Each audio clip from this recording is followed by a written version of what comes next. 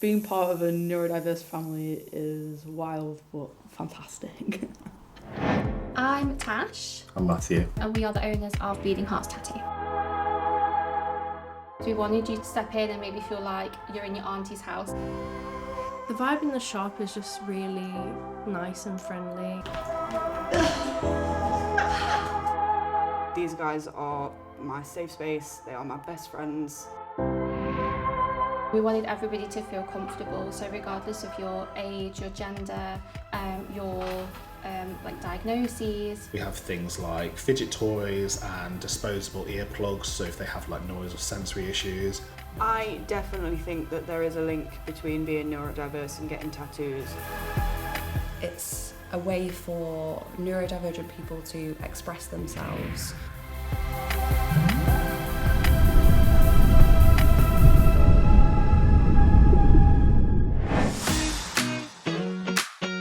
I'm Em, I use she, her pronouns, and I'm an SEN and learning support assistant in school. I had siblings that were both autistic, but both different ends of the spectrum. My mum was like, oh yeah, that doesn't quite fit you. And then got to secondary and school was like, there's something there, we need to support her.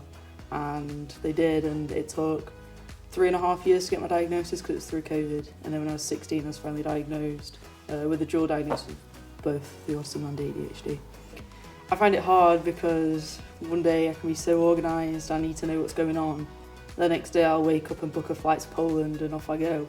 The ADHD is just like, yeah, go for it, and just like absolutely raging. So it's kind of, every day feels like I'm on a boat and I'm just bobbing on the sea.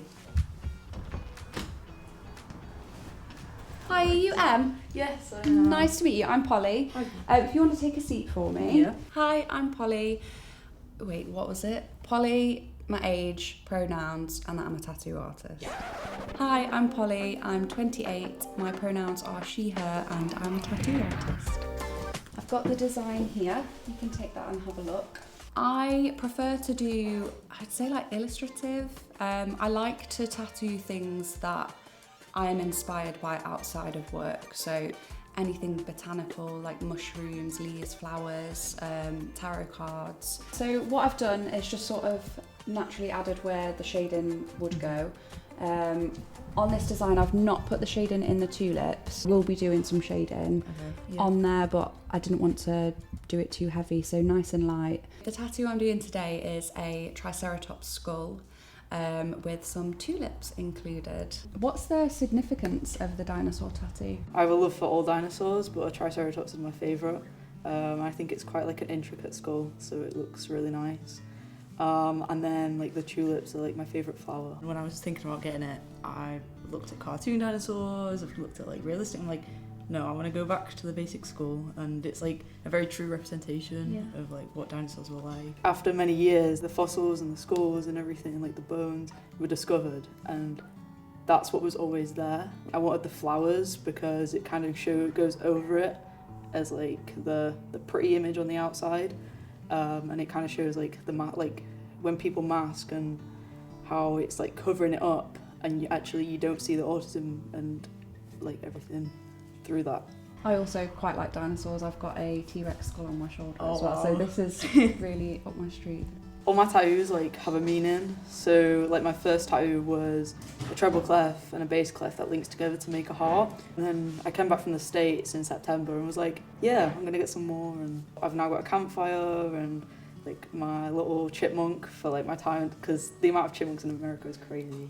Is there one that shouts out to you more?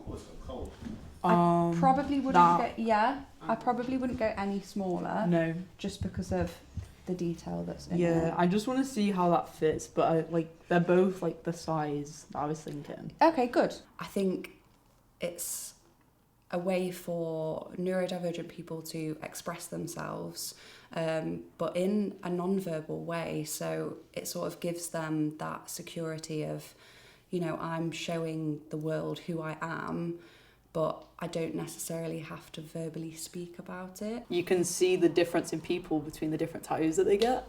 So, yeah, I really like that. I'm like, yes, like, I'm expressing myself. I'm just thinking maybe we could wrap it with tape Okay, yeah, around the side, that'd and work. then that way it will sort of pull. It's just whether or not you're comfortable with that feeling. Yeah, that's fine. Yeah? I'd Okay, rather- cool. Yeah. Do you get nervous before a tattoo? Not really. It's more like I'm excited, and then I'm like, what am I doing? Kind of thing. Like, it's not really like nerves, as in, oh, why am I doing this? It's just like a, ah. Particularly autistic people that I've tattooed have enjoyed the fact that when getting tattooed, they can sort of control that sensory input that they have on their bodies. So I guess in like a similar way to stimming. What I'll do before I pop it on is just clean and shave the area. You know, the worst one for being shaved was when I got the one above like the crease there. Yeah. Because when the hairs grew back, they were like prickling. Itchy. It, like I was like, what is going on? This hurts so. It didn't hurt, but it was tickling. It's like, not a nice feeling though, No. is it? For me, it's just like time. Like have a rough like how long it's going to take. Do we need to take a break in between? Like, and also for me, I can sit still, but when you're that close to my body, I am probably going to move. So, just being open, saying I'm not very confident like tattooing on moving bodies. I'd be like, okay, maybe you're not the person for me, kind of thing. And I don't move lots, but enough that it could go wrong, I guess. Tickles. It's a weird feeling, isn't it? Yeah. Luckily, so far, we've not made any mistakes whilst tattooing. I think, especially because people tend to twitch anyway during tattoos, it's a normal thing that happens. I think as a tattoo artist, you almost gain like a sixth sense. I'll do a little bit first, just so you get used to the feeling. Yeah. And then we'll get going, if that's okay with you. How's that? Yeah. Good. Yeah? Yeah. Cool. So, what do you do for work? So currently I'm working in a special ed school. I'm a learning support assistant, which means I'm in the classroom working with 9 teenage boys. It's a lot of fun, you know. You've got the testosterone going, and every day is so different with them, but also so similar. Like you keep to a set routine, but we all know the routine ends up going out the window, and that upsets one child, and the other child's like, yay! I've got a lot of kids that are like autistic, Yeah. and then a few kids with Down syndrome. They are so fun to work with. Yeah. It's really enjoyable, rewarding, and I feel like I'm using my knowledge like to the best, and people like hopefully I'm changing them lives in a really good way. Before I did tattooing, I worked at a special education needs college. Oh yeah. So working with special education needs learners and students, we would support them throughout their day.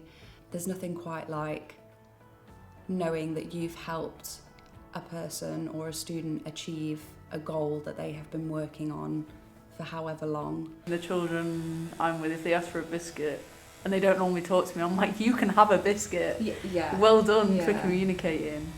I mean, if they ask to go on a run, I can't necessarily go and take them on a run. But you I can have a biscuit. Yeah, like it's finding a means and like a way to make it work. Before the school I'm at now, I was working in the mainstream. So you had your children with additional needs in a setting that wasn't made for them. Mainstream colleges and schools especially, obviously they have to sort of follow certain rules and restrictions, and you know it's about learning, and especially when I was in school and in college it was go and sit at the back, you're ruining it for everybody else, and I think there's not that special care and consideration. They're going there to help their future, their lives outside of school, rather than like school sets you, like a mainstream school sets you up to work, a SEN school sets you up to live. Were you working with them to like go into supported living, to go into work? I'd also like love to see some more support like for people that are going into like workplace, like first jobs and everything. You're almost like thrown in the deep end, just like the schools say, oh, we're setting you up to like go to university and work. But then what do you actually do? All of a sudden you're on your own. Do you find that like having that experience in a college, does it help like with your home life then? You said that you've got family there. Yeah, definitely. So now like there's coping strategies, like things that we do with the kids, get them out, that I now do with my sister. Being part of a neurodiverse family is wild, but fantastic. As I grew up, I was very much looking after like my older brother because my sister had a lot more meltdowns and my brother struggled with the noise, and I always felt like I was there for them. My dad's diagnosis was after my siblings but before mine. So he was diagnosed as autistic, and which for me explained a lot because I never understood my dad, which is kind of weird to say, but I always knew like I didn't have a connection with him. So then when he was diagnosed, it was kind of like, oh, that does make sense. And my mum, like, she doesn't have a diagnosis of anything, but for her, she feels like it's too long to go down the pathway. Now it's awesome because you have my older brother that's trying to get on with his degree while my younger sister's running around the house and wrecking everything, and I come in from work and I'm like, what's going on? And it's chaos, but a good chaos. You are diagnosed with ADHD, am I right? Yeah. Yeah. My doctor has actually suspected that I have ADHD. I think for me a lot of it is sensory, so even as a child, particular foods, tags in clothing, the way things feel would quite often cause meltdowns, and I'm particularly anxious. I got diagnosed with anxiety and depression quite young, but a couple of years back I went to my doctors to speak to her, as I frequently did, about my mental health, and was just sort of talking to her, and she looked at me and she was like, you may have been misdiagnosed, I think you might be ADHD. And she suggested for me to get a diagnosis, but I haven't actually taken that step yet. So do you feel like having the diagnosis helps you? I mean, it doesn't matter if you have a diagnosis or not, I don't think. Yeah. But having that diagnosis explains sometimes why you are the way you are. I can use my knowledge to like support myself in a way. So at the minute, it's not something that I'm like actively pursuing. There are other things that I want to do first before thinking about whether it's something that I actually need or not. I'm going to give it a clean and then you can have a look at the finished tattoo. Yay!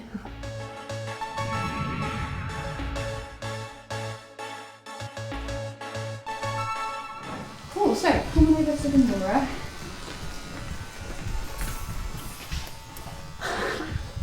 Looks really good. I can't wait for it to heal. See like what it's like then. Wow. You know, like when you don't expect something to look so good? Like, and it just does. Are you happy with it? Yeah, I am. Amazing. Working with Hollie was really good. Like, I definitely want to come back and get another tattoo with her if she's available. This is going to be one of the last tattoos that I'm doing in the studio, because in January I'm actually flying to Australia for a year. Thankfully, the guys here like me enough to let me back when I come home, which is really nice. It makes me feel welcome and loved. But yeah, I'm going to be the other side of the world.